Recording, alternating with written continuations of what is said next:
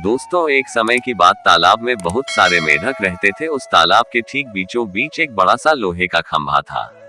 एक दिन तालाब के मेढकों ने निश्चय किया, क्यों ना इस खंभे पर चढ़ने की रेस लगाई जाए। जो भी इस खंभे पर चढ़ जाएगा उसको प्रतियोगिता का विजेता माना जाएगा। इस पर सभी मेढकों ने सहमति जताई। रेस का दिन निश्चित किया गया। कुछ दिनों बाद रेस का दिन आ गया। प्रतियोगिता में भाग लेने के लिए वहां कई मेढक एकत्रित हुए। पास के तालाब से भी कई मेढक रेस में हिस्सा लेने के लिए पहुंचे थे और प्रतियोगिता को देखने के लिए भी बहुत सारे मेढक वहां एकत्रित हुई। रेस का आरंभ हुआ। चारों ओर शोर ही शोर था। सब उस लोहे के बड़े से खंभे को देखकर कहने लगे, अरे इस पर चढ़ना नामुमकिन है। इस पर तो कोई भी नहीं चढ़ पाएगा। इस खंभे पर चढ़ा ही नहीं जा सकता। कभी कोई रेस पूरी नहीं कर पाएगा। और ऐसा हो भी रहा था। जो भी खंभे पर चढ़ने का प्रयास करता, चिकने एवं काफी ऊंचा होने के कारण थोड़ा सा ऊपर जाकर नीचे गिर जाता। बार बार कोशिश करने के बाद भी कोई उस खंभे पर नहीं चढ़ पा रहा था। अब तक काफी मेढक हार मान गए थे। कई मेढक गिरने के बाद भी अपनी कोशिश जारी रखे हुए थे। इसके साथ साथ रेस देखने आए मेढक जोर जोर से चिल्ला रहे थे, अरे ये नहीं हो सकता, यह असंभव है। कोई इतने ऊंचे खंभे पर चढ़ ही नहीं सकता।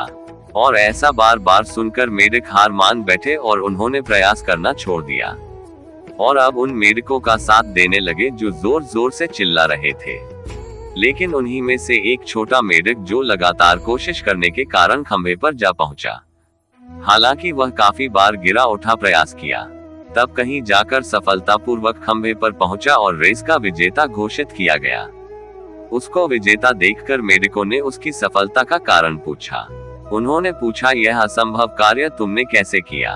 ये नामुमकिन था, तुमने कैसे सफलता प्राप्त की, हमें बताओ। तभी पीछे से एक मेढक की आवाज आए, अरे उससे क्या पूछते हो, वो तो बहरा है। फिर भी मेढकों ने विजेता मेढक से पता करने के लिए एक ऐसे मेढक की मदद ली जो उसके सफलता का कारण जानता था। विजेता मेढक ने बताया, मैं तो बहरा हूँ, मुझे सुनाई नहीं देता।